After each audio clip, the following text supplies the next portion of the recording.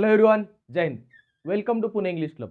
मित्रांनो, काल जागतिक महिला दिनानिमित्त आपण आपल्या टेलिग्राम चॅनलला, पुणे इंग्लिश क्लबच्या टेलिग्राम चॅनलला एक ऑफर दिली होती की वोकॅब मास्टर ही जी बॅच आहे, ही बॅच एकदम मोफत, म्हणजे एकही रुपया खर्च न करता तुम्ही त्याला ॲक्सेस घेऊ शकत होता.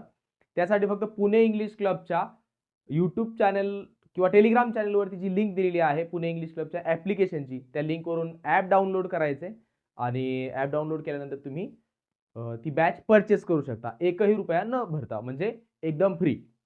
जस्ट या बॅच विषयी थोडीशी माहिती तुम्हाला देतोय बघा. सुरुवातीला ही माझ्याविषयीची माहिती, त्यानंतर वोकॅब मास्टर बॅच. आता ही जी वोकॅब मास्टर बॅच आहे, या बॅचमध्ये 60 लेक्चर्स आहेत. मग हे 60 लेक्चर्स कोणते आहेत? आपल्याकडे आयोगाने आतापर्यंत विचारलेले जे PYQs आहेत, म्हणजे वेगवेगळ्या परीक्षांना विचारलेले प्रश्न, ते प्रश्न डिस्कस केलेले आहेत. त्याचबरोबर पाल सुरी असेल, SP बक्षी असेल आणि ब्लॅक बुक असेल, या 3 स्टँडर्ड बुक्स मधील वोकॅब आपण घेतलेला आहे. आता बघा, वोकॅब मास्टर बॅच आहे. या बॅच मध्ये बेसिक पासून ते ॲडव्हान्स वोकॅब्युलरी घेतलेला आहे. 60 लेक्चर्स आहेत. त्यानंतर पाल सुरी, SP बक्षी आणि SP बक्षी असेल आणि ब्लॅक बुक असेल, या 3 पुस्तकांतील 3 चांगल्या क्वालिटी बुक्स मधील आपण वोकॅब घेतलेला आहे.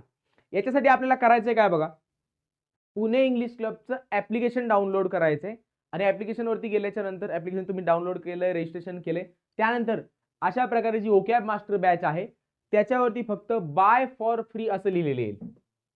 BUY, buy for free.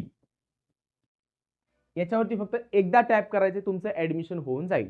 Okay, 1 रुपया ठेवायचा आणि मग तुम्हाला ती पेमेंटची प्रोसेस वगैरे करावी लागणार, हे असं काहीही ठेवलेलं नाही. कोणताही कुपन कोड वापरण्याची आवश्यकता नाही. 2 गोष्टी करा, पुणे इंग्लिश क्लबचं टेलिग्राम चॅनल जॉईन करा, त्याच्यावरती संपूर्ण माहिती दिलेली आहे. त्याचबरोबर पुणे इंग्लिश क्लबचं ॲप्लिकेशन डाउनलोड करा. ओके, बॅच विषयी थोडी आणखी माहिती बघा. वोकॅब मास्टर बॅच आहे. या 3 बॅच मधील 3 पुस्तकांमधील एक्स्ट्राचे जे वर्ड्स आहेत PYQ मध्ये विचारलेले सोडता, हे 3 पुस्तकांतील एक्स्ट्राचे वर्ड्स घेतलेले आहेत.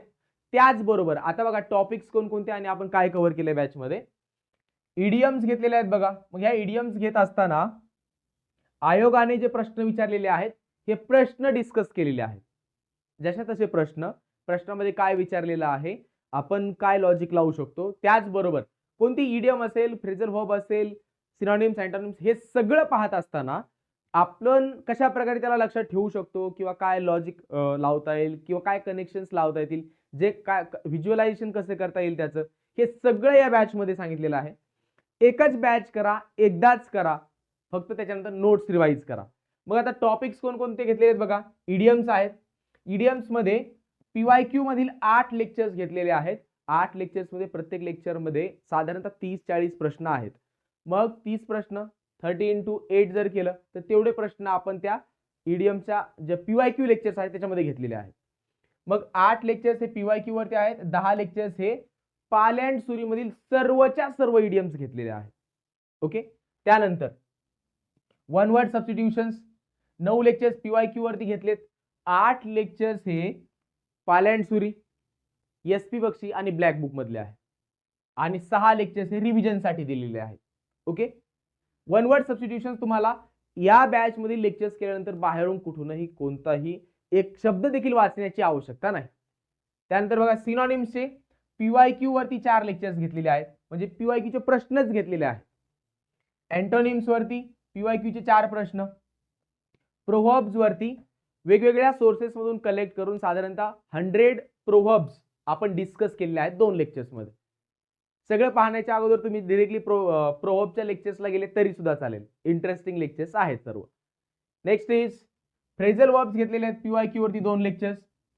होमोफोन्स मध्ये आयोगाने जे प्रश्न विचारलेले आहेत असे प्रश्न 3 लेक्चर्स मध्ये कव्हर केलेले आहेत.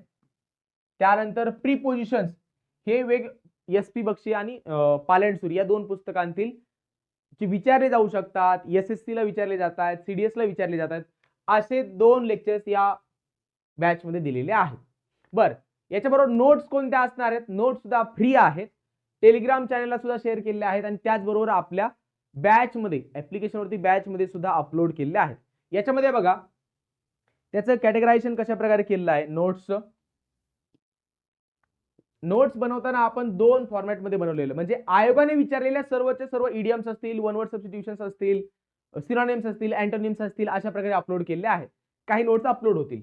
आता बघा जसं की इडियम्सच्या नोट्स आहेत, मग इडियम्स वरती आयोगाने विचारलेलं बघा पार्ट ए जो आहे तो आहे एमपीएससी ने विचारलेल्या इडियम्स.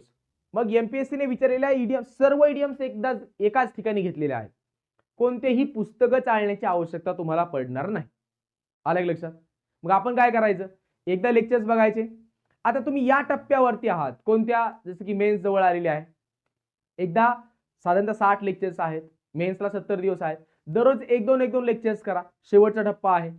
मग तुम्ही आयोगाने विचारलेले ज्या इडियम्स आहेत साधारणतः 340-350 इडियम्स आहेत, सर्वच्या सर्व इडियम्स तुमच्या अर्धा तासात 1 तासात कव्हर व्हायला पाहिजे. रिव्हिजन म्हणतो बरं का. हे जेव्हा कधी होईल 3-4 वेळा तुम्ही व्यवस्थित वाचलेला आहे त्यानंतर. शेवटच्या टप्प्यात तुम्हाला रिवाइज करायला नोट्स सोप्या आहेत. त्यानंतर पार्ट बी जो आहे तो आहे एक्स्ट्रा इडियम्सचा. मी हे इडियम्स विषयी सांगतोय. असंच आपण होमोफोन्सचं केलेलं आहे, सिनोनिम्सचं केलेलं आहे. आयोगाने विचारलेलं म्हणजे पीवायक्यू मधील आणि एक्स्ट्रा. मग पीवायक्यू मधील म्हणजे आयोगाने विचारलेले सर्व एका ठिकाणी, आणि एक्स्ट्रा म्हणजे कोणते, एस.पी. बक्षी, ब्लॅक बुक आणि पालनसुरी या 3 पुस्तकांतील. ओके. मग आता इथं आहे पार्ट बी एक्स्ट्रा इडियम्स. मग या ज्या एक्स्ट्रा आहेत हे पालनसुरी, एस.पी. बक्षी आणि ब्लॅक बुक मधील इडियम्स घेतलेले आहेत. ज्या इडियम्स एसएससी ने विचारलेले आहेत, यूपीएससी सीडीएस ने विचारलेले आहेत, सीएपीएफ यूपीएससी ची परीक्षा आहे, सीएपीएफ, एपीएफओ या परीक्षांना विचारलेले इडियम्स तुम्हाला इथं दिसतील. चालेल. आणखी बघा हे ते 3 पुस्तकं आहेत. हे आहे पालनसुरी, S P. Bakshi, objective general English by S P. Bakshi आणि ब्लॅक बुक निखिल गुप्ता यांचं. या 3 पुस्तकांतील इडियम्स असतील, वन वर्ड सबस्टिट्यूशन्स असतील, सिनोनिम्स, अँटोनिम्स हे एका ठिकाणी कंपाइल केलेले आहेत आणि तुम्हाला उपलब्ध करून दिलेले आहेत. ओके. याच्यासाठी वेगळं काहीच नाही करायचंय. पुणे इंग्लिश क्लब बघा,